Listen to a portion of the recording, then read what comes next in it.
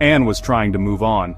She sat alone at the crowded bar, drowning the memory of her sister in a daiquiri, or 6. This was her first time drinking alone, but she figured it was worth trying after all other methods of grief management had failed. But even drinking alone wasn't helping because the taste of a daiquiri still reminded her of Nancy, of her gruesome and unfair death. The sweet drink brought forth the repugnant image of a car with bullet holes in the roof and blood splattered on the leather seats. Anne thought of Nancy's beautiful face and how perfect it still managed to look as she lay dead on a slab in the autopsy room. The voice was familiar in the sense that it was exactly like the voice of every man who had tried to flirt with Anne whenever she went out. It was dark and coarse, unsuccessfully persuasive. She had no interest in men with voices like that. "Anne, enjoying a drink," Anne responded flatly, even though she knew her disinterest wasn't enough to shoo the fly. "Man, I bet I could make that drink a lot more enjoyable for you if you'd let me. Anne, and if I don't?" The man laughed an unrightfully sarcastic laugh. "Man, well, I'd just have to wait until you change your mind then." Anne took a sip of her drink. The man probably found himself cute. He wasn't. Not tonight anyways. Anne paid the bartender and put on her coat. The act of standing up made her realize she was the slightest bit plastered. "Man, whoa, where are you going?" "Anne, home. I came here to be alone, but clearly I've failed." Anne began to walk away, hoping the outright rejection was enough. Of course it wasn't. "Man, failed? I don't think you'd feel that way if you had one more drink with me." Anne was out of the bar now, but the voice was still just as clear. She turned around to find the man had followed her outside. "Man, you can't make it easy on me, huh? Why is it that pretty girls are always the ones who don't want to drink?" Anne stared at the man, suddenly unsure of how to answer his question. She'd usually say something witty, but, "Man, you're all the same, you know that?" he said ferociously, and he walked up to Anne and grabbed her wrists. "Anne, would you let go of me?" she said.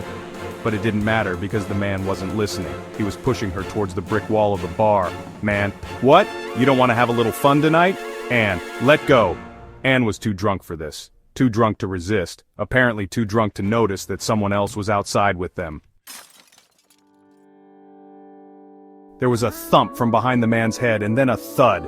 Anne's wrists were free. She looked down at the now horizontal man, and then back up to find a second man, who was standing over the first with a briefcase held in his hands. "Ryan, I'm sorry, he was about to hurt you." "Anne, no, it's okay. I think you saved me. Ryan, I think so too. I saw him put something in your drink." "Anne, that makes sense. I don't..." Anne felt a wave of nausea come over her and she bent over to vomit. When she stood up straight again, her face was red from both the vomiting and the embarrassment that came with it. The man with the nerdy glasses put an arm around her to help her stay up straight.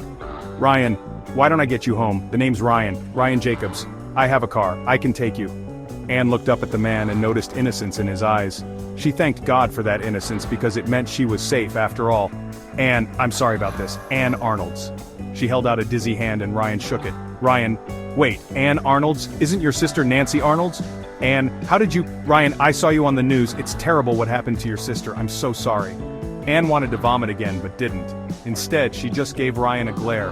"Ryan, I'm sorry. I shouldn't have brought it up. Why don't I just bring you home?" Anne managed the smallest smile to Ryan. "Anne, sure." Ryan's Chevrolet Corvair smelled like cigarettes. "Ryan, my dad smokes. The car used to be his," he explained without Anne even asking the question. Anne gave Ryan her address, and he knew the street she lived on. She remained quiet as Ryan steered the car towards Route 80. After a while, Ryan broke the silence. "Ryan, so you're from Vallejo?" "Anne, that's right, Ryan. What brought you all the way to a bar in Oakland?" "Anne, I just wanted to get away. From the reporters, from the memories, from all of it." Ryan nodded with understanding, not looking away from the road. "Ryan, and how did you get all the way down here on your own anyways? Did you take a taxi or something?" "Anne, a taxi, yeah." Anne found Ryan quite charming, but she couldn't figure out exactly why. Maybe it was just because he was different from most other guys. And of course it helped that he had saved her from the man at the bar. "Ryan, what do you like to do?" "Anne, I'm an artist," Anne confessed, feeling adult for doing so. She never told people this because most of her friends had known her for years and none of them really saw her as an artist. "Ryan, an artist? Do you paint?" "Anne, yes. Landscapes mostly." Anne loved to paint. It was one of the few things she had a natural aptitude for.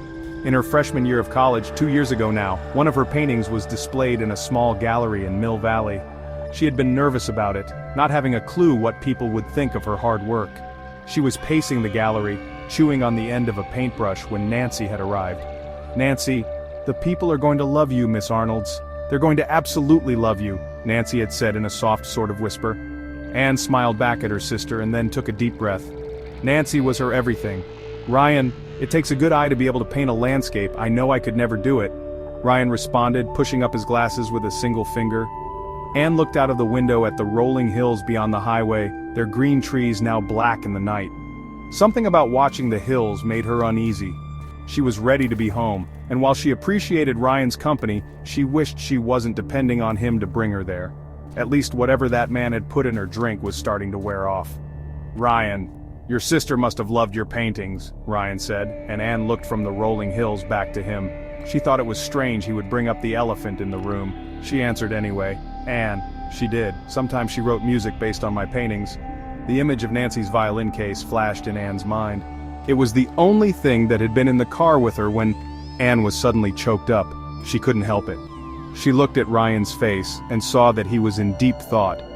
Maybe he didn't know what to say. "Anne, I'm sorry, I don't want to talk about it right now." "Ryan, that's okay. I was being dumb bringing it up again." And then they were plunged back into silence. Anne turned to look at the hills again, but this time she saw the Sacramento River. This meant they were crossing into Vallejo. She wouldn't have minded spending the rest of the awkward ride in silence, but... "Ryan, my little brother died last year." Ryan coughed out, seemingly scared to disturb Anne further. "Ryan, I thought maybe... I don't know. I brought up your sister because I know a thing or two about losing a sibling. I thought maybe I could help you." "Anne, my sister was murdered. I don't see how you could really understand." "Ryan, he was killed by a child molester, some freak from the city who drove out here to find his victims. They locked him up now, but trust me, I do know how it feels." "Anne, I'm sorry, I shouldn't have assumed." "Ryan, it's okay. I would have been the same way." Ryan took a deep breath and continued. "Ryan, when my brother was killed, it was like pulling teeth to get me to talk about it. Hell, my mom even made me go to a psychiatrist. But what good does that do? I didn't want to hear any of that yah-yah stuff a shrink will tell you. Because sure, you feel grief. You feel so much grief you think the sun will never come up again. But when your brother is murdered, there's more than just grief. There's anger, this blood-red hatred for whoever did it. And you feel sick just thinking about the fact that that person is still breathing. I thought I knew sadness and anger, but I really didn't. Not until the day I found out I'd never see him again." Ryan was driving faster than before. Anne looked out of the window and saw the "Welcome to Vallejo" sign flash by. She thought about Ryan's words. They were everything she felt. "Anne, so it's normal, that hatred, Ryan?" "Of course it is. How else are we supposed to react? Don't you ever wish you could just take the life of whoever did it? Just do to them everything they had done to the person you loved?" Anne looked out of the window at the familiar streets of Vallejo, the streets her sister was killed on.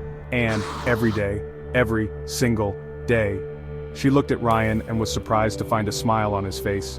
"Ryan, then you aren't alone," he said, and those words lingered in the stiff air of the car for the final miles of the journey. The car finally rolled to a stop on Fairmont Street. Anne's apartment was there, just a few steps away, but she didn't want to get out of the car. She turned to look at Ryan, only to find he was already looking at her. His eyes were cold, but she recognized the coldness. She knew her eyes were cold too. Without knowing why she was doing it, Anne found her face moving towards Ryan's. Their cold eyes interlocked and then closed. For once, Anne saw nothing in the blackness behind her eyelids. Eventually their lips met, they kissed, and continued to kiss forever. Anne lost track of time in the darkness that they shared between their lips. She hated it, and loved it, and wanted it to stop, and wanted it to never end. They were both perfect monsters. She wanted to kill, so did he, and then it was over. She let go of his face. He started the car, when he turned it off, and faced the road. Anne didn't thank him for the ride, nor did he say goodbye to her. She simply opened the door and got out of the car, wordless. Without looking back, Anne walked up the stairs to her apartment, hearing the car rev up and drive away behind her. The warmth of her apartment thawed her mind, and she suddenly felt uneasy about the entire trip. Had they really had that conversation? Had they really been sitting in that car outside of her apartment for an hour? Anne clicked on the television set and sat on her sofa. She saw her sister's face, as she so often did when the television set was on. But she didn't bother changing the channel. The news reporter spoke. News reporter, the Zodiac Killer, now involved with the murder of 3 college students including the recently deceased Nancy Arnold's, is still at large. Eyewitness testimony has led to the production of this sketch, shown on the left of your television screen. If you see this man, please contact your local authorities and keep a safe distance from the suspect. He is dangerous. A deafening scream came from Anne's apartment as she looked into the familiar cold eyes of her sister's killer.